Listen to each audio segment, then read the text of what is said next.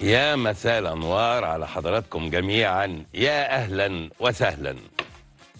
وصل منتخبنا الوطني بفضل الله وبعزيمة الرجال إلى دور ال16، ويلتقي بمشيئة الرحمن يوم الاثنين القادم الساعة 6 مساء أمام منتخب بنين.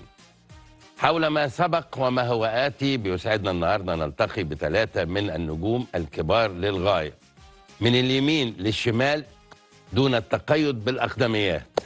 كابتن طاهر أبو زيد، يا مساء الأنوار. الخير يا كابتن. مارادونا النيل. الخير، كل سنه وانت طيب وكل سنه بخير. انت طيب، صحة وسعادة يا رب دايما. ملك النص كابتن فاروق جعفر، مساء الأنوار. مساء النور وكل سنه وانت طيب، والدنيا كلها بخير، ومصر بخير، والامه العربيه بخير. كل يا سنه رب إن شاء الله وانت طيب. وانت بالصحه. برنس كابتن أشرف قاسم، مساء الأنوار. مساء الانوار يا كابتن مدحت، وكل سنه وحضرتك طيب، والكابتن طاهر طيب، وكابتن فاروق، ومصر كلها طيبه. يا رب إن شاء الله. أنا عارف إن أنت أقدم من الكابتن طاهر طبعا. لا ده حبيبي. مش كده صح؟ ده حبيبي. أقدم بكام جيل؟ حوالي 7 جيل. جيل واحد بيني وبينه جيل. جيل واحد جيل. طبعا. احنا هنا عشان الكاميرا ما بتتنقلش فبناخد من اليمين. انت عارف انا بحترم الاقدميات جدا، بس بناخد دايما من اليمين للشمال. ممكن يبقى قاعد هنا كابتن جمال حمزه او بركات او كده يعني. لا كابتن فاروق اللي لحقته طبعا، لعبت معاه. لعب. بس هو اقدم مني طبعا. اقدم كابتن مصر وكابتن نادي الزمالك. ربنا يكرمك. انما لحقته في اوائل الثمانينات، في أوائل واواخر السبعينات. اوكي. 70. وانت سنة 80. 80 مظبوط. اعتزلت 79 كام يا كابتن؟ انا اعتزلت 85. 88. 88. عن سن؟ لا انا قعدت من 70 ل 88 18 سنه بلعب. لا سنك كان كام لما اعتزلت؟ اعتزلت كان عندي بتاع 33 سنه. 33. وانت يا كابتن اشرف اعتزلت سن كام؟ 30. سن ال 30. بدري. ما هم اللي خلوني اعتزل يعني. اعتزلوك. لا اجبرت يعني على كده. طبعا مفيش كلام. بجد؟ طبعا والله. في نادي الزمالك. لا ما انا ما بلعبش في حته ثانيه خالص. ازاي؟ قول لي كان حصل ايه، قول لي عشان مش عارف. لا انا فوجئت سنه 97 احنا بعد ما خدنا بطوله افريقيا. ودي كانت بالنسبه لي كانت المره الرابعه ان انا احصل على البطوله. وبعديها خدنا بطوله السوبر الافريقي. في نهايه الموسم انا كان عقدي انتهى مع النادي. فوجئت ان انا اسمي مش موجود في القائمه. وانت لاعب في اساسي في المنتخب الوطني. تفتح عليا فتحه كابتن كده. لا بجد، بالعكس الناس تعرف. لا يعني فوجئت بقى من الجرايد، عرفت ان انا مش موجود. من الجرايد. كان مين رئيس النادي ومين كان مدير الفني؟ كان الدكتور كمال درويش رئيس النادي. وجابوا كرول بقى، كان كابتن فاروق السيد الله يرحمه، وبعدين جابوا كرول عشان يمشيه. يعني كان قرار كرول او قرار الاداره. ما يعرفهاش. لا كرول لا هو كان ماسك المنتخب الاولمبي، بس هو لما جابوا هم لازم دايما عندنا بيحطوا كده واجهه ويعملوا من ورا الواجهه دي اللي هم عايزينه، والواجهه يشيل الليل. فطبعا هو شايل، بس هو مش فارق بقى خالص. وانا ساعتها كمان لو حضرتك بتسالني طب انت عملت ايه؟ ما عملتش حاجه طبعا. طب كان ايه السبب ان هم عايزين يعني يمشوك؟ كان هم قالوا انت نجم ولاعيب هقول لك برضه حاجه يعني. اتفضل. حاجه لذيذه قوي. قالوا ان احنا عايزين نعمل احلال وتجديد ونقلل الاعمار السنيه. انا مشيت وانا كان عندي 30، يعني خلصت وانا 30 سنه. كان في ناس موجوده في الفرقه اكبر مني بسنتين وثلاثه. اوكي. بس فمش عارف ما مشوني انا ليه. تفتكر اسم من الاسماء اللي كانت فوق ال 30؟ لا لما في مجموعه، ايمن منصور واسماعيل يوسف وعصام مرعي، يعني في مجموعه كبيره كانت موجوده فوق ال 30. وحسين كان السيد. في خلاف شخصي بينك وبين لا خالص، انا عمري ما عملت. لا عمري في الموضوع ده. لا خالص، ما انا عارف. سبحان الله سبحان الله. وانت اعتزلت سن كام يا كابتن طاهر؟ ما اعتزلتش لسه. انا اشهد على هذا. لا هو كان الافرج بتاع الاجيال بتاعتنا 30 سنه. اوكي. يعني ده 30 ده انما المميزين طبعا كانوا ممكن يكمل سنتين 3. اوكي. انما يعني حتى الجيل اللي قبلنا كان بيبطل 27 و28 بالظبط. السبعينات. والله. يعني اول ما يوصل 27 28 يقول لك اللعيب كبر. بعد كده حصل تطور، النهارده في لعيبه بتلعب لغايه 37 و36. ايوه طبعا. يعني كابتن فاروق مثلا يعتبر استثناء انه كمل بعد ال 30. بالظبط. انت سن كام بقى؟ 30. سن ال 30 زي كابتن اشرف يعني.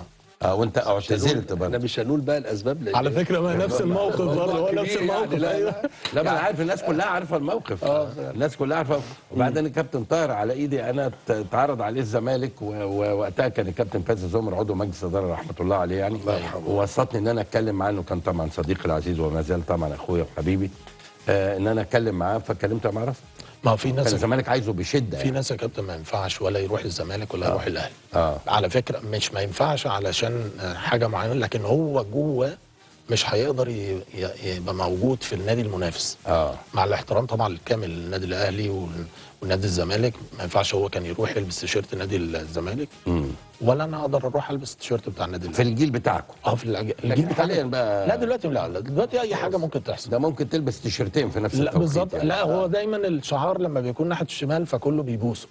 فلازم الشعار ده بيستيج وبعدين دلوقتي بقى شعار رايق النهارده اشرف رايق. الشعار في اليمين هو الشعار دلوقتي هو الجنيه المصري. اشرف منطلق عشان شفتك انت كنت وحشني بس.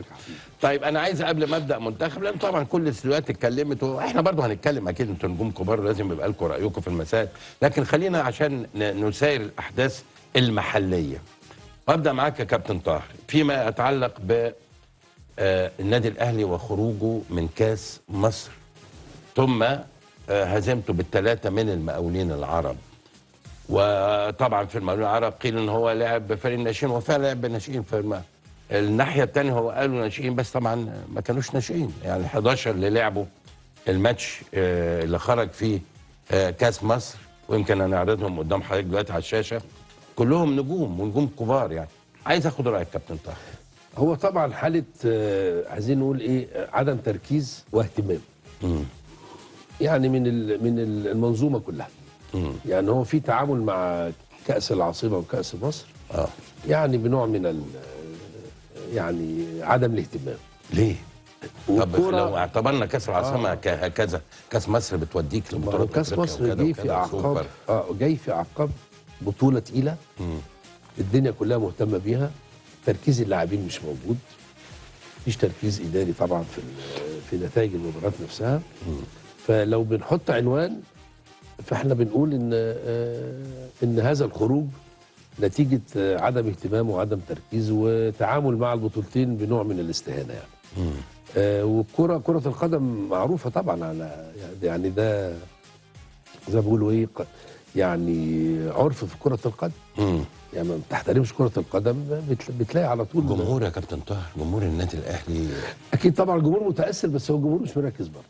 يعني الجمهور جزء من جمهور مصر. جمهور الاهلي العظيم ده جزء من جمهور مصر مهتم ببطولة الامم وباهدافنا فيها ايه عشان كده تلاقي التعليق على الخروج نفسه من البطولتين لم يجد اهتمام من الكثيرين فعلا، باستثناء بعض الانتقادات اللي هي يعني اللي لقت وقت، انما الوقت كله منصب على بطوله كبيره طبعا بطولة طبعا تقيله يعني بص يا كابتن، التشكيل اللي لعب يعني النهارده سيحه لسه شارينه، عمر كمال لعيب اساسي، ياسين مرعي جايبينه من فاركو شارينه، اشرف داري جابه من فرنسا دولي مغربي، محمد شكري شارينه من سيراميكا، كوكا طبعا بيلعب، احمد رضا قالوا عليه ده مشروع النادي الاهلي من بتروجيت، محمد عبد الله الوحيد اللي ناشئ في الفرقه، طاهر محمد ومنتخب شباب طبعا طاهر محمد طاهر، محمد شريف جرادشا. وفي مشكله فنيه. ايه هي المشكله الفنيه؟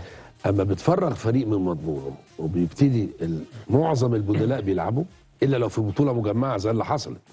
يعني ما نقدرش نعمل مقارنه ما بين منتخب مصر البدلاء امام انجولا والنادي الاهلي في كاس مصر.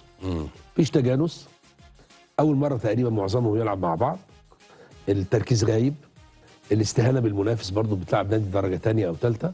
الحاجات دي يعني الحاجات دي كلها يعني لازم يبقى في حساب، يعني لازم تدفع الثمن. طالما ما ركزتش، ما عشتش المباراه، ما حسيتش ان انت يعني انت بتلقي باللوم على اللعيبه نفسها. طبعا بشكل كبير اللعيبه نفسها طبعا. لان هل حد فيكم له راي ثاني يا جماعه؟ يعني انا عايز اقول بس عشان بصراحه يعني عشان البطولات دي بتبقى مشكله للانديه وتاريخ والانديه بالظبط، والانديه بتبقى عايزه تلعب في بطولات عشان تاخدها، لكن بتنسى حاجه. لازم الانديه اثناء البطولات او المنتخبات، تجمعات للمنتخبات، لازم اتحاد الكره بسرعه ما يعملش بطولات محليه. عايز يخلص الجدول. ما ينفعش يا كابتن. لازم انت كل فرقه لازم تاخد وضعها وحقها، ده لعيبه، انت جايب لعيبه الملايين وبعدين تقول لي هتوقعوا المنتخب مصر. طب ما دول بالملايين اللي احنا عرضناهم على الشاشه، بس انت ما عندكش بقى الفرقه. كان طاهر بيتكلم في حاجه كويسه، ان انت جبت لعيبه جديده في الملعب، لعيبه لا خبره ولا تجانس، ولا عارفين المنافس عامل ازاي، واول مره يقعدوا مع المدرب او بيحضروا. طب شارين كل دول ليه؟ ما هو شاري بقى عشان كلهم مستقبل. دول ما عشان مستقبل. ما خلي بالك دلوقتي بقى الضحيه الكبيره في البطولات الاهلي والزمالك، عشان بيلعبوا 3 بطولات، يعني بيلعب دوري وكاس والبطوله الثالثه كاس العاصمه. كاس العاصمه، ادي 3. بلس بقى ان انت معاك البطوله ابطال الدوري والزمالك او المصري او اي فرقه ثانيه، يعني هنقول بيراميدز والاهلي بيلعبوا ابطال الدوري، الزمالك والمصري بيلعبوا الكونفدراليه. نعم. انت ما تقدرش لعيب يلعب لك 5 بطولات في وقت واحد. لازم نراعي ده. ما احنا مش هنقول بقى هي العمليه مش هنفتح صدرنا واحنا نلعب، لا، اللعيب ده برضك بني ادم عنده. بس خلي بالك اللي بيلعب في المنتخب مش مشارك دلوقتي في البطولتين دول. برضك هنرجع يا كابتن نقطه مهمه. احنا ما قلنا منتخب الف ومنتخب ب، يعني الاسم بتاعنا اتهز كمصر العاصمه، البلد الكبيره اللي اعظم بقى كوره في الدول العربيه، اتهز ان انت ما رحتش بالمنتخب بتاعك الاساسي. دي حاجه. حتى لو فرقه ثانيه راحت، لا، انا عندي رحت جايب مجموعه يعني متوسط الاعمار بتاعها عاليه، مجموعه ما بتلعبش بشكل دائم مع الفرق بتاعتها، لعيبه ممكن نفسيا ومعنويا ما انضمتش للفريق الف، راحه في الفريق ب. المدرب كمان الكابتن حلمي، يعني الكابتن حلمي طولان برضك زي ما احنا بنقول، يعني الناس بتضغط على حلمي برضك معذور ان هو برضك عنده لعيبه كلهم متوسط الاعمار بتاعتهم عاليه، فدي برضك ما خلتوش تاهل بشكل كويس. فانا لازم اراعي ما انا هقول ان انا مثلا مدرب او حضرتك مدرب او اي حد مدرب هيراعي دي. طب انا ده اول حد هيظلم فيها المدرب. يعني انت باختصار كده يا كابتن فاروق شايف ان الخطا من المنظومه ان هي حطت البطولات دي في هذا التوقيت. طبعا. ولو انه هو عشان يخلص الدوري بتاعه والكره كلها في شهر 5 زي ما بيقولوا، كان لازم ما كانش عشان ما يديله يشتركش بقى يا كابتن على حساب الانديه يا كابتن. على حساب الانديه. طيب ما خلاص ما تشتركش بقى يا كابتن. اللي حصل كمان يا كابتن ان المشكله ما اشتركش. المشكله الكبيره اللي قابلت الانديه عمليه الدفع باللعيبه الناشئين خسرتهم كلهم. يعني فرق النادي الزمالك لعب كل اللعيبه اللي كانت موجوده في المباراه الاخيره، نفس الوضع بتاع الاهلي والنادي الاهلي. فهو خسر مجموعه كبيره. عمليه الدفع باللاعب الناشئ او الشاب اللي لسه طالع محتاج ان يكون معاه لعيبه في الملعب تبقى عندها خبرات عشان يقدر ان هو يقف على رجله. زي ما انت طلعت في وسط الاباطره. طبعا مفيش كلام. فلما تحس ان في لعيبه كبيره جنبك انت كمان بتتقل كلاعب بلغه الكوره يعني. لكن مجموعه اللعيبه اللي موجودين عن احساسهم ان احنا كل الفرقه فرقه ناشئين، فهم مش مهتمين بالبطوله ديت، احنا نازلين علشان لو اتغلبنا برضه مفيش حد في مبررات كتير جدا عند اللاعب. ففي نفس الوقت انت كنادي خسرت شكلك قدام المنظومه الرياضيه الانديه والجمهور. على فكره كمان الجمهور الانديه هيأت الجمهور. انت هتخسر ممكن النهارده فمفيش مشكله، انت المباراه اللي جايه طب ما انا ما اشتركش يا كابتن اشرف بس كده. ما هو ده اللي حفاظا حتى على الاسم وعلى الكيان. يعني عدم الاشتراك في غرامات على الانديه. يا سيدي يدفع من ضمن الغرامات. ده اللي حصل يا كابتن في بطوله كاس العرب. عمليه برضو الكابتن حلمي هو تم تكليفه بالتدريب الفريق. ايوه. فكان في فتره قصيره جدا، وزي ما احنا اتكلمنا فيها كتير، يعني اتكلمنا فيها باستفاضه، يعني ان مفيش تنسيق ما بين المنتخبين. ايوه طبعا. الاول والثاني، فادت للشكل اللي احنا شفناه. وكان ممكن يبقى افضل من كده بكتير لو كان في تنسيق. مليون في المية. طبعا. لكن ان انت تمنع اللاعبين. وبعدين في حاجه خطيره جدا يا كابتن، اللي الكابتن حلمي كان بيتكلم فيها، ان هو طلب من مجموعه لعيبه ان هم ينضموا ورفضوا ينضموا للمنتخب. يعني ايه انت ترفض تنضم لمنتخب مصر اذا كان الف ولا ب ولا اللعيبه حجازي وعبد الله السعيد وغيره يعني. ده مش يا كابتن، ده لازم اللعيبه مقموصه طبعا. الناس دي اول ما تقول لا لمنتخب مصر انت بره خالص وتتوقف على طول، مفيش حاجه اسمها لا. بالظبط. يعني انت نفسيتك تعبانه، لازم في عقوبه ما توصل. طبعا مفيش كلام. عايزين نروح لنادي الزمالك، وهبدا معاك كراجل طبعا نجم من نجوم الاهلي الكبار. يعني قبل ما اجاوب على الزمالك عايز اقول حاجه بسيطه برضه. هو طبعا في جزء فني مسؤول عنه المدرب. ليه؟ طبعا. هو لعب كاس العاصمه دي بالولاد الصغيرين. وطبعا البطوله كانت اكبر منهم اول مره يلعبوا. دي نديهم عذرهم بصراحه. ولو اعتبرنا ان البطوله دي مش مهمه او مش مصنفه، طب انت لما جيت لعبت الكاس، اللعيبه اللي انت لعبتهم قعدوا ال3 ماتشات اللي فاتوا ما لعبوش خالص. صح. فلما جم يلعبوا المباراه تحس ان هم غرباء، يعني مش بالظبط. فال3 ماتشات حتى اللي لعبهم ما عملش في حساباته انه يشرك البعض عشان يبقى رجله في الملعب. لما يجي يلعب كاس مصر يقدر يدي.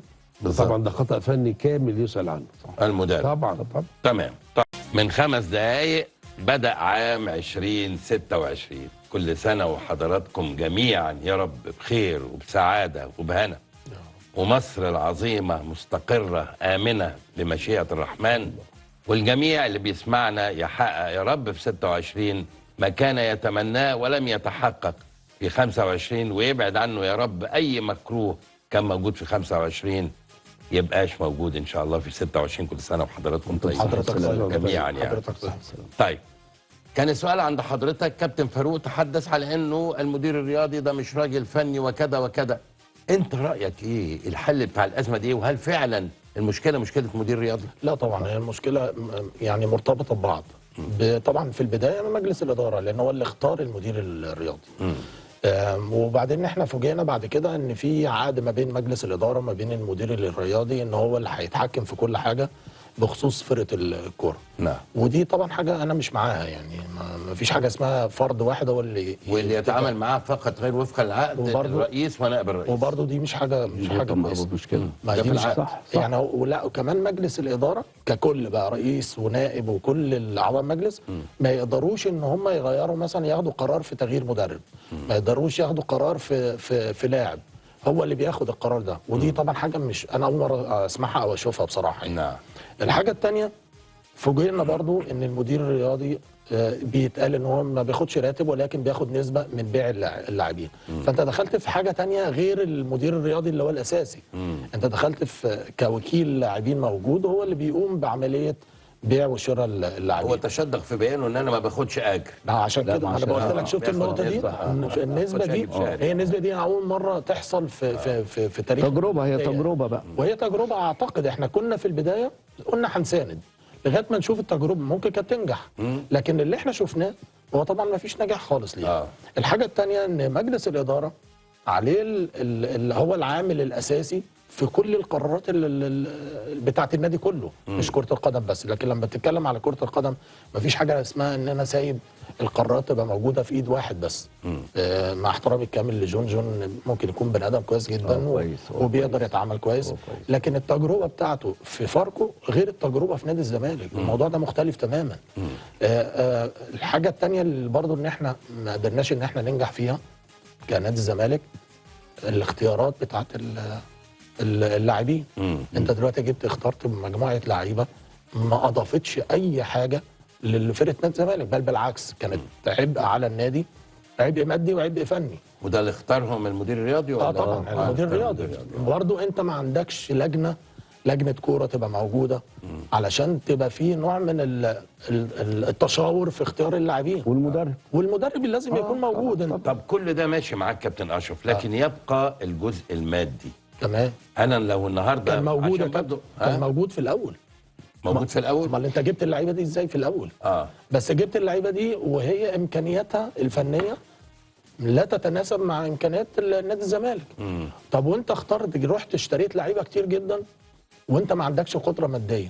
طب وده غلط برضه، دي حاجه سيئه جدا ان انت ما فيش تخطيط اللي انت عايز تعمله الفتره اللي جايه. عايز يساير برضه الامكانيات الاهلي ويبقى منافس وكده. انت كان عايز يساير دلوقتي. ايه الموقف دلوقتي؟ لا الموقف سيء. انت عايز تساير يعني عشان تبقى بطل او تاخد بطوله او تأدي بشكل كويس ترضي الجماهير بتاعتك. لازم يبقى عندك لعيبه كويسه طبعا، واللي عندك مدرب كويس. واللعيبه الكويسه دي لما بتكون عندها الثقافه بتاعت اداء المباريات وعندها يعني ايه ثقافه بطل، يعني يبقى عارف ان هو مثلا بيلعب على بطوله ما بيضيعش وقت، كل شغلته وهمه كله البطولات. طبعا. بينام بدري وبياكل كويس وبتبقى عاملين عليه كنترول.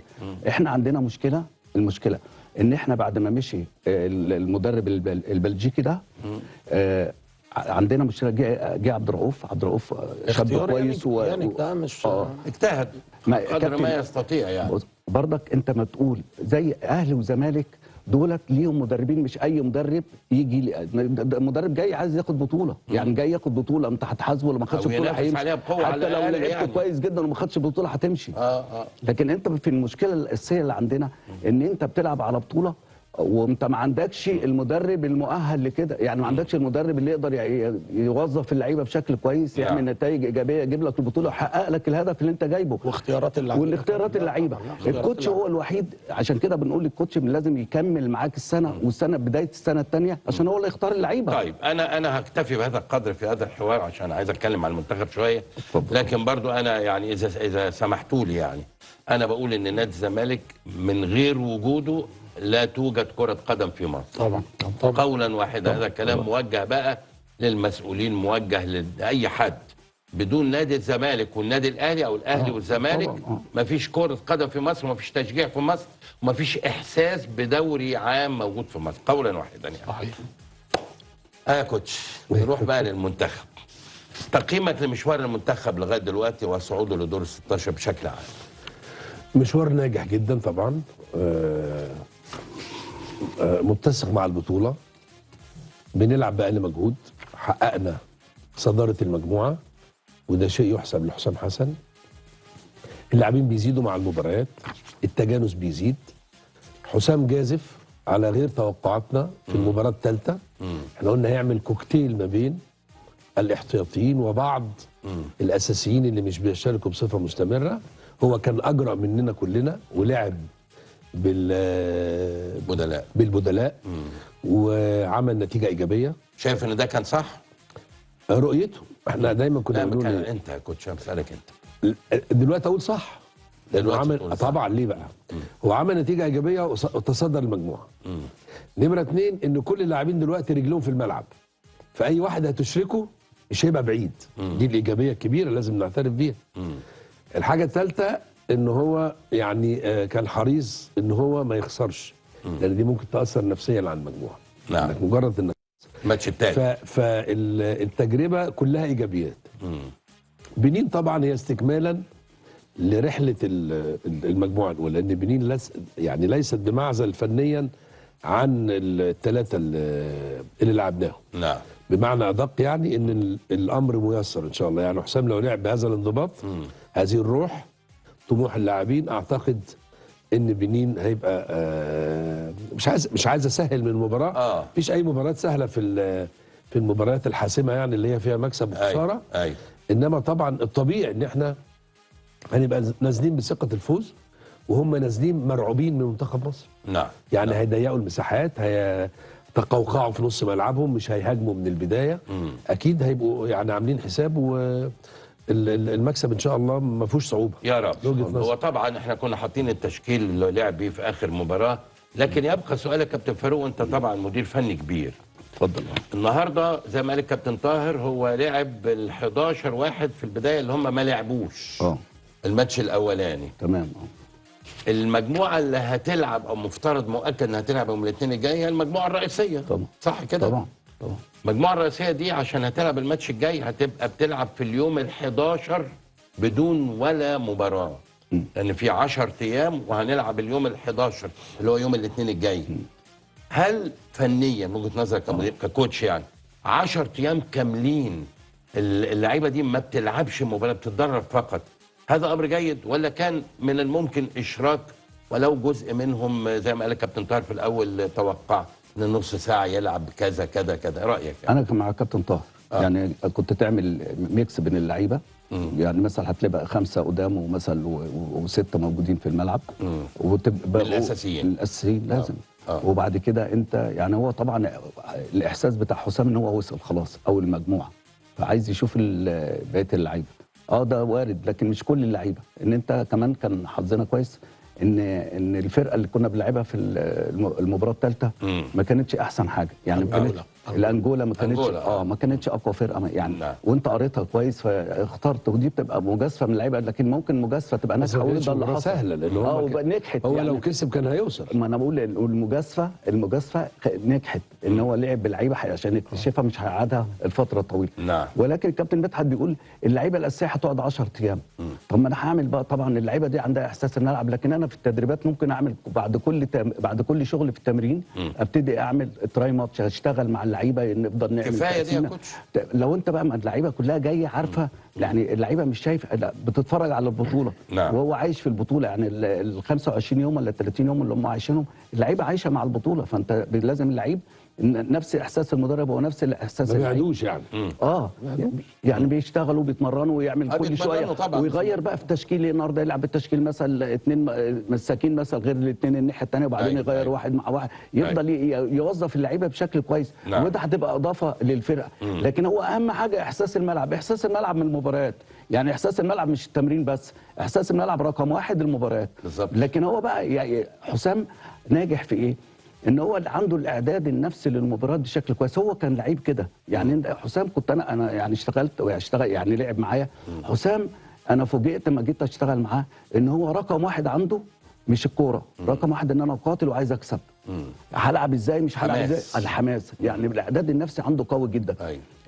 مثلا في حاجات معينه يقول لي يا كابتن انا مثلا ايه أنا مش هقدر ابدا يعني كان بيتكلم معايا وكان بيكلمني بروح. ما أنت يعني كنت عنده مدربه. اصابه وعنده بقى الاصابه. اقول له يا حسام ايه عايز يعني مثلا هنقول ايه حسام مش هتلعب المباراه اللي جايه يبقى هيموت، هيموت نفسه عايز يلعب. أيوة. الاحساس ده ما يروح للعيبه في بطوله مجمعه زي دي هتنجح. وفعلا عندهم روح ما شاء الله. بص يا بصراحة كابتن يعني. انت في الحته دي ما حسيتش بين الفريق اللي لعب المباراتين اللي قبل كده والفريق اللي لعب المباراه انجولا. صح. حسيت ان هم الاداء المعنوي والنفسي والتوظيف عالي. والخوف عالي جدا. بدليل ان في نعم. انديه كبيره طلبت لعيبه بعد المباراه دي. بالظبط. لعيبه في انديه مش احسن حاجه. أيوة. مش اكبر حاجه. صحيح اتفق معاك.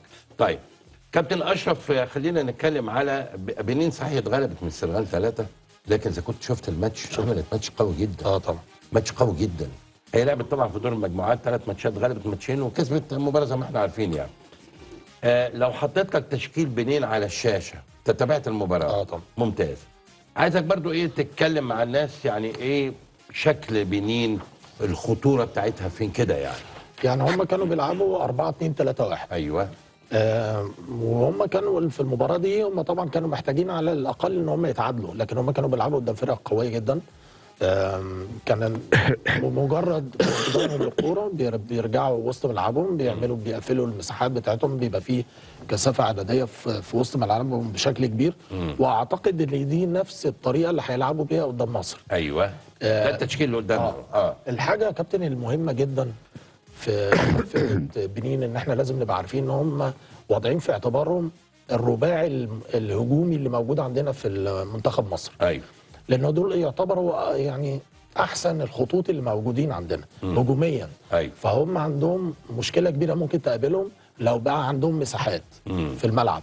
فعلشان كده هتلاقي في كثافه عدديه كبيره موجوده من فرقه بنين في وسط ملعبها، وخصوصا في منطقه الظهر. يعني ممكن يلعبوا 4 فلات، ممكن يبقوا 3 في وسط الملعب مدافعين، 3 وسط الملعب مدافعين. هيبقى في كثافه عدديه. انت هتقدر تقابل الكلام ده ازاي؟ الكلام ده ممكن ان احنا نتقابل بيه في زي ما حضرتك كنت بتسال الكابتن فاروق والكابتن طاهر على ان حسام ال10 ايام دول ممكن يفرقوا معاه. ممكن يفرقوا معاه مع اللعيبه اللي موجوده اللي ما لعبوش، ان هياخدوا راحه اكبر، هيبتدي يشتغل معاهم التكتيك في الملعب في التمرين. يعني فرق ايجابي طبعا 100%. اوكي 100%.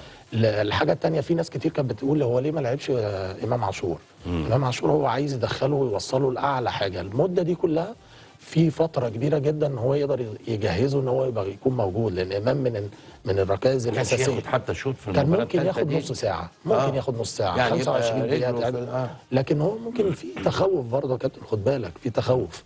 الحاجه هو قال حسام في المؤتمر انه خاف عليه لان انجولا كان في عنف في الملعب. انا معاه 100%. انا معاه 100%. فانت عارف دلوقتي، انت شفت فرقه بنين بشكل كويس قوي. انت لازم تكون عارف انت هتنزل تلعب قدامها ازاي. يعني اكيد هيبقى في سؤال، انا عارف طريقه لعب المنتخب عامل ازاي. من وجهه نظري هو لعب 3 في الماتشين اللي فاتوا، 3 تحت. انا شايف ان احنا نلعب 4. حمدي وياسر ورامي وكان هاني وحمدي بالظبط. انت المباراه اللي جايه لازم تلعب 4-2-3-1 برضه نفس الوضع. مع وجود الاثنين اللي في النص مروان وحمدي فتحي.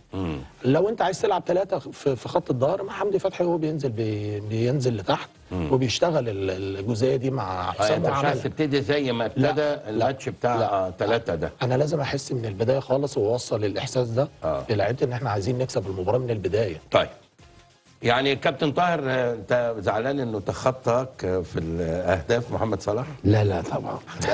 لا طبعا. قول للناس الاهداف الاول بتاعتكم كام؟ يعني انت بالنسبه لك 7 اهداف في افريقيا، في بطولتين. علي ابو جريشه نفس الوضع 7 اهداف. عندنا احمد حسن العميد 8 اهداف. محمد صلاح بقى 9، يعني عداك انت وعلي ابو جريشه واحمد حسن. حسام حسن 11 وحسن الشاذلي الله يرحمه 12. يعني هو فاضل له 3 اهداف يتساوى مع حسام شاذلي، بعدين يبتدي يعديه. الحكايه دي مزعلاك ولا حاجه؟ بالعكس، ده انا اتمنى ان هو يعدي الكابتن الشاذلي الماتش الجاي. صلاح فرصته طبعا، فرصه كويسه. يعني يستطيع فعلا، ممكن جدا لو مصر لعبت بشكل هجومي ضاغط. طبعا يعني هي بعيده شويه، بس ممكن يجيب جولين مثلا. وارد. وارد جدا لو مصر ضغطت واستغلت ضربات ثابته، وبيجيب ضربات ثابته. استغل الفولو، بيعمل فولو كويس جدا. لان المتوقع ان انت هتضغطه. طبعا هي فرقه مفترض هذا يعني يعني فنيا برضو احنا اعلى منها. هم عاملين حساب مصر، وبالتاكيد هيرجعوا ورا. كل ده في وممكن لا يا كوتش ولا تضمن، ممكن يفاجئوك بقى عنتريا. يعني خلي بالك 2019 لا يعني اقصوا المغرب 2019 من دور ال 16 بنين لو تتذكر. بس مستواهم دلوقتي يا كابتن غير دلوقتي غير 2019. واحنا بنتكلم على اللي شفناه طبعا. يعني هو بالتاكيد طبعا عارف يعني ايه مصر بطلة افريقيا 7 مرات، فريق متصدر المجموعه، مصر الاول بتلاعب ثالث. بالظبط. دي دوافع نفسيه كلها بتخليه عارف قيمه مصر. الحاجه الثانيه انه حسام حسن بارادته وبتركيبته ككوتش مش هيفرط في النجاح المستمر. ايوه. فبالتالي يعني هيبدا عاوز يكسب من بدري. وعايز يعلن عن نفسه، لانه هيخش بعد كده ان شاء الله. يعني دور الثمانيه بقى هنخش بقى في المعمعه الثقيله بقى. هنخش هقول لك انا بعد شويه الطريق بتاعنا هيبقى عامل ازاي. غالبا سهل عاج. هو هقول لكم الطريق بعد الفاصل، لكن انا سالتك السؤال بتاع الخط ده لانه صامويل ايتو اقصى 19. لا، صامويل ايتو اقصى فينسنت ابو بكر من الفريق عشان ما يتخطوش في عدد الاهداف الافريقيه. دي معلومه دي ولا معلومه؟ هو رئيس الاتحاد. معلومه واتكتبت هناك وبتاع، والدنيا اتقلبت هناك وكده. يعني قال لك عشان ما يتخطنيش في التاريخ. يا كابتن ما هو رئيس الامر يعني. مش هو رئيس الاتحاد؟ لا يعمل ازاي؟ لا دي بلد يا اشرف، يعمل ازاي؟ اذا حوار اخر ولكن بعد الفاصل. يلا. يعني أنا دايما بقول هنا يا كابتن طاهر إنه الكورة من غير الزمالك والأهلي أو الأهلي والزمالك ملاش طعم. ولا أنت مش متفق؟ أكيد طبعا. مش كده برضه؟ طبعا. يعني الكورة في مصر هي أهلي وزمالك. رضينا أم أبينا، لو ده مش موجود أو ده مش موجود مفيش كورة في مصر. ما يتعرض له النهارده، شفنا الزمالك وبيلعب ولعب بمجموعة مش بس كلهم ناشئين، كان في لعيبة كبار بتلعب في الملعب موجودين، والعرض كان أسوأ من السوق. يعني عايز اخد رايك في الحكايه دي. يعني هي انت كنت وزير رياضه سابق. نفس اللي ينطبق على الاهلي. بص يا كابتن مدحت، اللعيبه اللي بتلعب في الدوريات المحليه في حاله وجود منتخبها في بطوله تقيله، اللعيبه نفسها عندها احباط، لانها كانت تتمنى ان هم يكونوا في الحته. فبيلعب المباراه سواء اهلي او زمالك تحديدا، يعني لان دول اصحاب الشعبيه ودول الاقرب للوصول للمنتخب. نعم. فاللعيبه دي عندها احباط جدا. طبعا هذا الكلام مش موجود في كره القدم، مش المفروض انه يبقى موجود طبعا. لما نقول لك حاله الفريقين متشابهين في ايه؟ ان هم عينهم على كاس الامم وبيأدوا مباريات تجريبيه وديه ما فيهاش اي نوع من انواع الطموح. فانت عندك الجزء ده برضو بيلقي بظلاله على اللاعبين. يعني شايف الاداء الزمالك مرتبط بالحكايه دي؟ المنظومه المحليه كلها مرتبطه بوجود منتخبنا في كاس الامم. فتحس ان هم بيلعبوا مباريات وديه. لا الناس بتتابعها، لا عندهم هدف في حاله الفوز هيروح فين، مش هيوصل لايه. اللعبه غير متجانسه، الاجهزه الفنيه عماله تلصم في اللعيبه، اجيب 2 من هنا و3 من هنا، واحد ناشئين واحد لسه طالع من اصابه. الكلام ده كله مش في كره القدم. طب كان الحل ايه يا كابتن طه؟ لا هل الزمالك كابتن فاروق ولا؟ الحل ان ادارات الانديه بالاجهزه الفنيه كانت تتعامل مع البطولات دي بجديه شديده جدا. ممكن يكونوا اتكلموا معاهم، واكيد المدير لا، الفني في اوضه اللبس شوف، قال لأن كذا لا لا الحاله اللي ظهرت دي اللي شفناها في الماتشين، لعيبه ترهل لا يعني لعيبه مش مهتمه. وطبعا لازم يتحاسبوا برضه، الانديه الكبيره دي لما تخسر مباريات بشكل مستمر لازم تتحاسب. انما احنا بنوصف ليه هم بالحاله دي. طيب انا برضو ما زلت، وانتوا بقى اتنين من كبار الزملكاويه، ان الزمالك ده مش سر على الناس كلها، بيمر بازمه عنيفه جدا. وطلع المدير الرياضي وعمل بيان صاخب صفحتين كبار يعني. اسمع رايك واسمع رايك كابتن. طيب يعني هنتكلم عن النادي ده احنا اتربينا فيه، النادي ده بتاعنا، يعني احنا ما شفناش عمرنا من يوم ما انا بقى في النادي ده من سنه 63 طبعا. يعني انا عيل صغير طبعا دربت ومسكت ولعبت ودربت الفرق والاشبال وكل الكلام ده. طبعا وكل معظم الجيل حتى بتاع اشرف لعبت معاهم. ايوه لعبت معاهم بطولتين افريقيا ولعبت معاهم دوري عام، يعني لعبت مع كاس مصر كل طبعا حاجه يعني. طبعا. انا شايف ان الكوره دي مهنه. الكوره دي مش اي حد يشتغل فيها، او اداره الكوره مهنه. لو انت مش مهني فيها ما تشتغلش طبعا، مهما كانت قوتك ومهما كان مركزك ما تشتغلش. نادي الزمالك عنده مشكله كبيره، اداره الكوره لازم اللي بيديرها بتوع كوره، مالناش دعوه باي لعبه ثانيه. نادي الزمالك، نادي الاهلي، بيراميدز، الاسماعيلي، كل الانديه دي بتاع الكوره. نعم. فالشعبيه بتاعتها من الكوره. فعشان اداره الكوره يعني احنا اتعلمنا زمان واحنا صغيرين، مثلا شفنا مثلا الكابتن صالح سليم، الكابتن عبد الصالح الوحش الناحيه الثانيه، الكابتن مثلا الكابتن ياكن، الكابتن علاء الحمولي، الكابتن بعد كده الكابتن حماده امام، الترسانه مثلا شفنا كابتن شاذلي، اسامي كبيره، اسامي رنانه، شيخ طو ورضا في الاسماعيلي، احمد صالح في اتحاد اسكندريه، اسامي كبيره. طبعا. لما نيجي نشتغل في الكوره لازم نشتغل في الكوره. طبعا المحل طبعا، عشان طبعا انا اشتغلت يعني كان ليا الشرف ان انا اشتغلت في المحل يعني طبعا. انا بتكلم ان انا عشان اشتغلت في انديه كتير. ايوه طبعا. تعامل الانديه في الاهلي والزمالك غير الانديه الثانيه. الانديه الثانيه بيبقى ليها هدف مثلا، عايز لو عمل مثلا اللي طلع الثالث الرابع الخامس ده حاجه كويسه، لو راح البطوله الافريقيه تبقى احسن. لكن ما عندوش الامل ان انت تاخد دوري الا اذا كانت الدنيا احسن حاجه معاك والكره ماشيه معاك والامور كلها كويسه. احنا الاهلي والزمالك بيتعاملوا مع الانديه الثانيه ان انا بطل وان انا اللي هكسب وان انا، لا انت مش هتقدر على طول كده. في انديه ثانيه بتحضر وبتشتغل بشكل كويس وتنظم وتعمل برامج وتشتغل. هنا في مصر؟ في مصر يعني بيراميدز طلع، ما هو بيراميدز دلوقتي طالع هو عشان امكانياته. ما هو الامكانيات هي الشغل ده بقى. هو بقى جاب فلوس. احسن مدرب، احسن لعيبه، كويس. يعني جاب لعيبه كويسه، جاب مدربين، جاب لعيبه من الاهلي والزمالك هم بتوعه دلوقتي اللي بيلعب بيهم. المدربين حتى والاداره كلهم من لعيبه الاهلي والزمالك. فانا شايف ان احنا عشان تبقى المنظومه كده لازم المنظومه دي نتعامل معاها ان ده شغل احترافي. ما انا مش هقول واحد بطل كوره السنه اللي فاتت يجي يشتغل. تقصد المدير الرياضي ما هوش انا مدير رياضي مع احترامي لكل الناس، المدير الرياضي لازم يكون بتاع متخصص في لعبته. هقف معاك يا كابتن فاروق معلش واروح لكابتن اشرف، واي مداخله في الحوار احنا برضه احنا بندردش مع بعض. احنا ما جبنا بنتكلم على البطوله المحليه دي. احنا ناسيين ان احنا بنلعب كره قدم بقالنا 14 سنه من غير جمهور. احنا ناسينها خالص. طب ما فتح جمهور دلوقتي. لا يعني النهارده المباريات بس ما حدش بيروح. طيب نتيجه ان في احجام جماهيري. في يعني احجام من الجمهور دلوقتي، استثناء البطوله الافريقيه ده جزء تاني. انما انت القوانين الفتره اللي فاتت يعني في مباريات يقول لك هنودي 5000 مباريات افريقيا مش عارف دلوقتي. لا دلوقتي فتحوها عن كده. انما بشكل عام حتى لو دلوقتي احنا بقالنا اكتر من 10 سنين بدون جمهور. طب متخيل ده مش هيأثر على مستوى الكوره؟ جمهور كرة قدم زي ممثل المسرح كده. تخيل واحد مسرح والمسرح فاضي، هيطلع يبدع؟ هيبقى عنده حماس؟ لاعب الكوره برضه اصيب بفتور، لعيبه الكوره اتعودوا على كده. عندهم نوع من الفتور الشديد جدا. مفيش حساب. الجمهور اللي بيحاسبك في الملعب صح مش موجود. ايوه. فالاهلي يخسر من الاتصالات والزمالك يخسر من كذا، مفيش حساب. ده طيب. مهمه جدا. انا عايز اجي لك كابتن اشرف، هيبقى في سؤال مهم هتجاوبني بعد الفاصل يعني. كده. كابتن فاروق يتحدث عن ان جون ادوارد راجل مش ما لعبش كوره، مش يعني او مش نجم كوره او مش من النادي الزمالك كده يعني.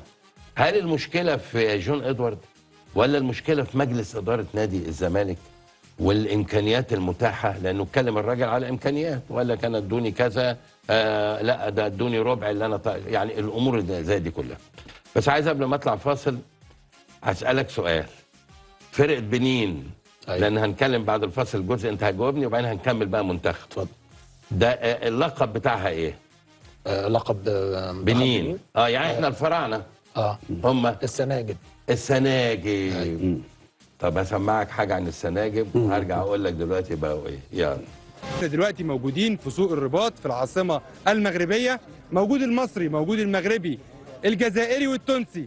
اجواء اكتر من رائعه للبطوله الافريقيه. خلينا نشوف اراء كل الجنسيات العربيه المشاركه في البطوله. برحب بيكم جميعا عشان MBC. ايه رايك في البطوله؟ الحمد لله تنظيم اكثر من رائع الحمد لله. شايفك لابس بعلم الجزائر الجميل. جينا نشجع، ما جينا نتفرجوا، نقدموا ان شاء الله اللي علينا في المدرجات، وان شاء الله اللاعبين يعملوا اللي عليهم في الملعب. وانتو 3 فيفا الجيري؟ دائما وابدا. ورانا في بلدنا الثاني هي المغرب.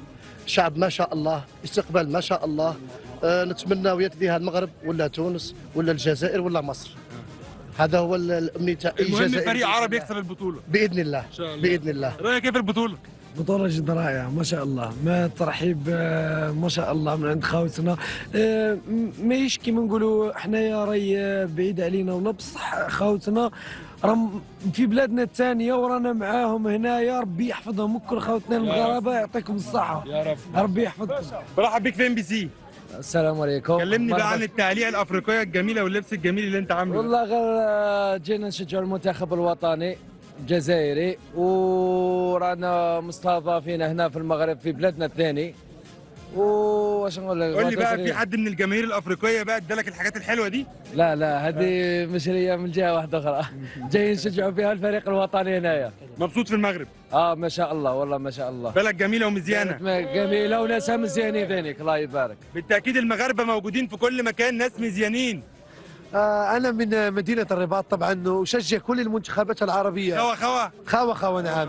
أشجع المنتخب، لكن المهم عند المغاربة كلهم، يعني المنتخب المغربي نتمنى لو يفوز بها، لأن المنتخب المغربي حرم من هذا الكأس من سنوات طويلة. نتمنى يا ليت لو تبقى في بلدنا. نتمنى المنتخب المغربي يوفي هذا الطلب، اللعيبه كلهم يوفوا، يكونوا رجاله في الملعب ويوفوا هذا الطلب الجمهور المغربي. واذا لم يفوز بها المنتخب المغربي طبعا نتمنى للمنتخب العربي، لكن الاسبق نتمنى للمنتخب المغربي. بشكرك. ايه رايك في البطوله؟ البطوله الصراحه التنظيم كل شيء زوين الصراحه، داك الشيء واعر، التيرانات الملاعب كل شيء زوين، وكنرحبوا باخواننا الجزائر والمصريين والتوانسه وكل على راس والعين. مرحبا بكم، وان شاء الله نشوفوا واحد من الدول العربيه ان شاء الله متزوجه بكاس. طيب في النهايه بقى عايزين نسمع اغنيه جميله من الجماهير الجزائريه، وبعدها نسمع اغنيه جميله من الجماهير المغربيه. نبدا بالمغرب. هلا المغاربة سبوعة ورجالة، ديروا النية انصرنا العالي تعالى. هلا المغاربة سبوعة ورجالة، ديروا النية انصرنا العالي تعالى. جيل 89 مغاربة كاع فرحانين، زاكي وبودربالة خيري داير حالة. شعبي يحب الكورة، عطينا أحسن صورة، مغربي وراسي عالي، بلادي ديما في بالي. ويا الله تراريرا لا 40 مليون ديما مغرب، ديما مغرب. نشوف بقى أغنية من الجزائر. عندنا اغنيه واحده 1 2 3 فيفا الجيري. 1 2 3 فيفا 1 2 3 فيفا الجيري. 1 2 3 فيفا الجيري. ماناش ملاح يا بو نجاح، ماناش ملاح يا بو نجاح. كل التوفيق للمنتخب المغربي والجزائري والمصري بالتاكيد. بالتاكيد باذن الله. دي كانت الاجواء والكواليس الموجوده هنا في سوق الرباط، اجواء جماهيريه اكتر من رائعه. عوده مره اخرى للاستوديو.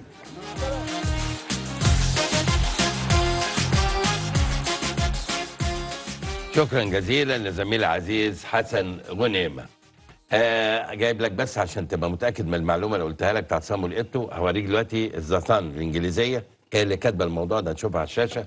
وحاجه غريبه جدا ان هم اندهشوا جدا اهو قدامنا اهي ادي اهي الترجمه اللي قدامك اهي، ان تم اتهام نجم الدوري الانجليزي الممتاز السابق صامويل ايتو بمحاوله مع منع فينسنت ابو بكر من الانضمام الى قائمه منتخب الكاميرون في كاس الامم الافريقيه بدعم ان السبب هو اقتراب المهاجم من تحطيم رقمه القياسي التاريخي في عدد الاهداف.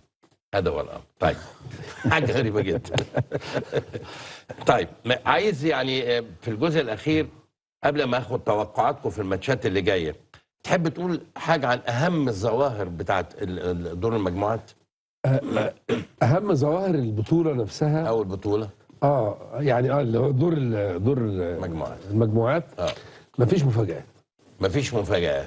القوة التقليدية هي اللي تقريبا هتستمر لدور الثمانية. ما حدش من الكبار خرج. افضل 3 مباريات طبعا بالتأكيد عندنا تونس، نيجيريا، مغرب ومالي وكوت ديفوار والكاميرون. دول تونس كانت هتتعادل مع نيجيريا. دول ال3 ماتشات اللي كانوا الحقيقة. الدور الحقيقة الدور الأول حسسنا إنه استكمال للتصفيات. طبعا لأن القوى متفاوتة. بالظبط. لأن هذه البطولة تبدأ حقيقي يعني بقى من دور الثمانية.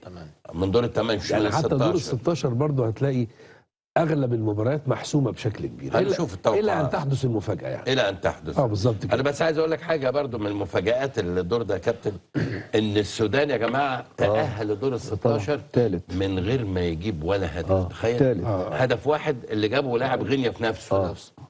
حاجة غريبة جدا يعني. خدوا 3 بونت بيه. أخذ بيها 3 حاجة غريبة جدا يعني. ودي اللي وديته يعني. وديته الثالث. وتنزانيا صعدت على حساب أنجولا برضه بفرق هدف واحد. دي برضه من ضمن الذكاء أحسن توالت يعني.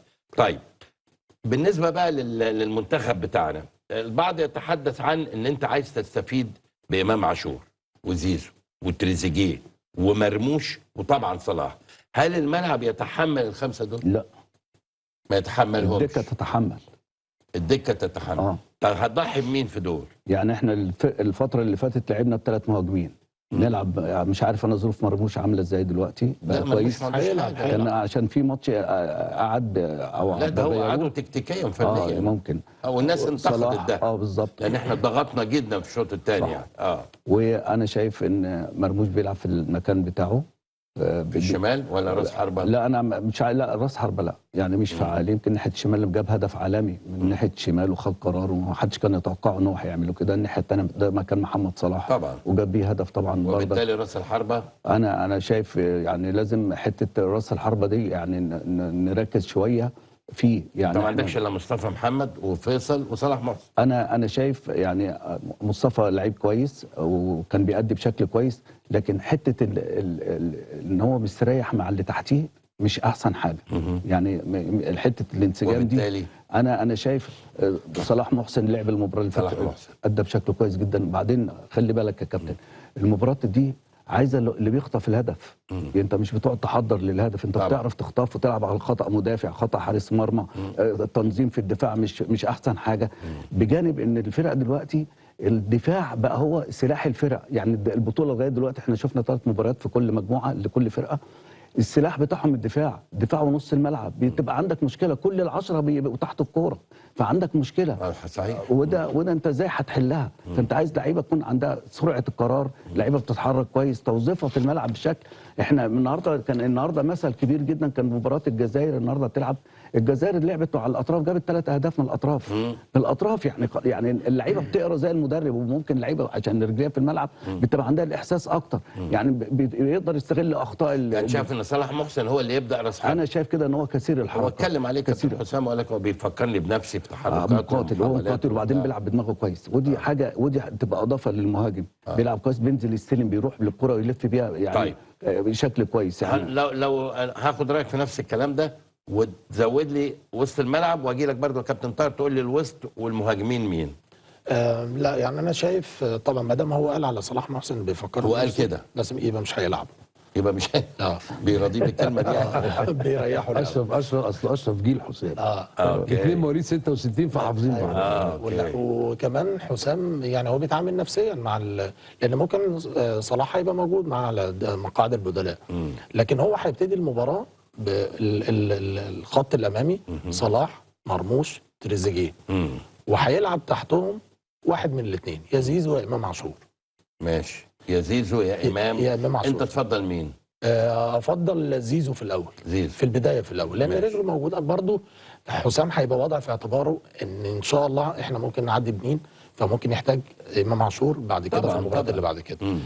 في وسط الملعب هو ما فيش الا الاثنين اللي يلعبوا جنب بعض، لان هم دول بيحلوا ازمات كتير جدا للمدافعين، حمدي ومروان. على اساس لو حسام محتاج واحد ينزل لتحت مع المدافعين عشان يلعبوا 3 ويلعب باجنحه مدافعه، يبقى حمدي هو اللي بينزل يلعب معاهم، يبقى ثلاثي فلات كده مع بعض. والظهر معروف ما فيهوش خلاف. لا هو رامي وياسر. مين في الشمال بقى، احمد فتوح ولا حمدي؟ لا حمدي. محمد حمدي وهاني يعود مره ثانيه، وهاني هيرجع لمكانه. نفس السؤال يا كابتن طاهر. التشكيل بتاع اشرف طبعا هو طبعا ما اقدرش اجازف براس حربه من الثلاثه، لان خبراتهم وحالتهم الفنيه اقل من اللي موجود. فمرموش وصلاح وتريزيجيه ده حل امثل، وهم الاجهز وهم الاكثر خبره. اوكي. فالثلاثه طيب طبعا بامام ولا زيزو؟ بزيزو زي ما قال كابتن اشرف بالظبط يعني. زيزو طب ايه يزيد زيزو عن امام في هذا التوقيت؟ يزيد ان هو فت اكتر، لان امام واضح انه بدنيا فيه متاثر، الا لو حسام عمل له رفع كفاءه بدنيه، ودي هيحتاجه جزء من المباراه مش هيقدر يبدا بيه. اوكي.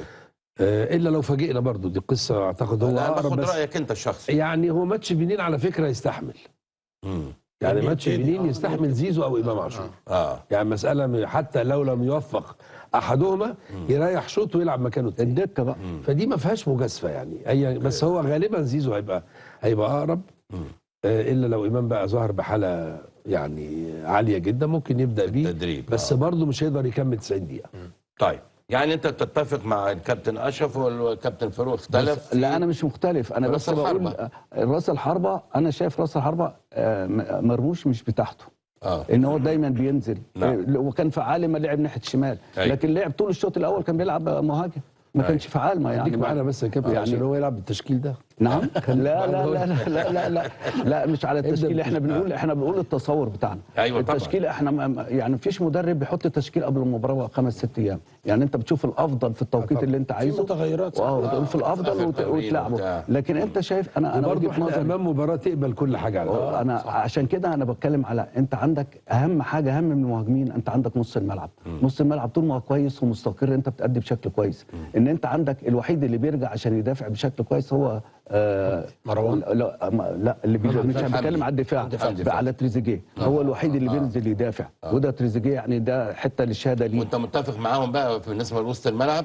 وسط الملعب هم الاثنين، حمدي وزيزو. لا انا بتكلم على اللي هيستلم، اللي هيلعب 10 في نص الملعب. أيوة. زيزو. انا زيزو ليه بقى عنده، يعني احنا عندنا 2 لعيبه، واحد سريع الحركه اللي هو زيزو، يعني زيزو بيتحرك بالكره كويس. واحد سريع الحركه بالكره اللي هو امام عاشور. اوكي. انت الاثنين ده انت ممكن تبدا بواحد وتخلي الثاني يستنى. لكن الاثنين ما يبقوش في الملعب، الاثنين في الملعب هيبقوا تقال على الفرقه. انت تدور على بدايه المباراه هو سريع الحركه بالزبط. ان انت هتلاقي فرقه المعدل البدني بتاعها عالي وبتقفل لك بشكل كبير، فانت محتاج السرعه. الشوط الثاني انت محتاج المهاره، فالمهاره هتبقى عند امام عاشور، رغم ان الاثنين مهارتهم عاليه. لكن امام عاشور مهارته على المرمى، مش مهارته بنص الملعب او يحط ثرو باص او يحط. بس زيزو لازم برضه يبقى حاطط في قناعاته ان هو يطلع الكره بدري. طبعا انا بقول عشان كده الماتشات اللي فاتت مأخر قوي الكره، عشان برضك خلي بال حضرتك تاريخ زيزو كدولي مش كبير. يعني برضك مش التاريخ الدولي التاريخ الدولي مش غير امام عاشور. امام عاشور بيلعب من ساعه ما جينا الزمالك، وامام عاشور لعيب دولي. صحيح. طيب توقعات سريعه بقى، السنغال والسودان، نبتدي بالكابتن طاهر عشان هكتب توقعاتك اهو.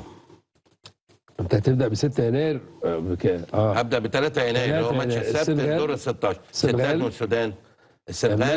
السنغال طبعا. السنغال. مالي وتونس ممكن توصل لاضافي وضربات جزاء. وينتهي بمين؟ لا ده ضربات جزاء دي ما نقدرش، بس يعني انا عايز توقع كده. دي المباراه الوحيده اللي فيها تكافؤ فني الى حد ما. المغرب طبعا، المغرب وتنزانيا. الكاميرون هتكسب جنوب افريقيا. جنوب افريقيا. اوكي. ان شاء الله مصر هتكسب بنين. اوكي. نيجيريا هتكسب موزمبيق. اوكي. الجزائر هتكسب الكونغو. الديمقراطيه ده كله ده ماتش عنيف جدا. طبعا اكيد. كوت ديفوار وبوركينا. كوت ديفوار. كابتن فاروق. انا بكتب السنغال والسودان. انا السنغال. مالي وتونس. تونس ده ماتش برضه هيبقى صعب جدا. صعب. المغرب وتنزانيا. المغرب. جنوب افريقيا والكاميرون. الكاميرون. اوكي. مصر وبنين. مصر ان شاء الله. نيجيريا، موزمبيق. نيجيريا. الجزائر، الكونغو الديمقراطيه. الجزائر. كوت ديفوار، بوركينا فاسو. بقى ماتش صعب ده. كوت ديفوار. كوت ديفوار. اوكي. كابتن اشرف. السنغال، السودان. السنغال. مالي، تونس. مالي. مالي. ايوه. اوكي. لانه فعلا ماتش صعب جدا. انتوا الاثنين قلتوا تونس. لا انا قلت ضربات جزاء. انت قلت ضربات جزاء. انت قلت تونس. وقت اضافي يعني. على فكره ماتش صعب جدا. صعب. المغرب وتنزانيا. المغرب. جنوب افريقيا، الكاميرون. كاميرون. الكاميرون. مصر، بنين. مصر طبعا ان شاء الله. ان شاء الله. نيجيريا، موزمبيق. نيجيريا. نيجيريا. الجزائر، الكونغو. الكونغو. اختلف معاكم انتوا الاثنين. الكونغو يا جماعه فرقه صعبه. هنعمل له مكافاه. صعبه. هنعمل له مكافاه لو النهارده شهاده للجزائر الشوط الاول. احسن فرقه، احسن شوط اتلعب في الدوري الفرقه. الجزائر النهارده ممكن كان بالبدلاء وكان ممكن يكسب 6-7. النهارده الجزائر عمل جيم الشوط الاول. بس الكونغو فرقه. برضه تونس قدام نيجيريا الشوط الثاني. تونس كانت هايله. طبعا. انت بتقول الكونغو. الكونغو تفوز على الجزائر. كوت ديفوار وبوركينا. كوت ديفوار. وبرضه ده ماتش صعب. ده ماتش صعب. تمام. سجلت لكم توقعاتكم عشان هنذاعها ان شاء الله بعد دور 16. كابتن طاهر، شرفت ونورت. كل سنه وانت طيب يا كابتن مدحت. ربنا يديك صحه. ربنا يخليك حبيبي. شرفت. كابتن فاروق، شرفت ونورت. ربنا يخليك كابتن. ربنا يخليك.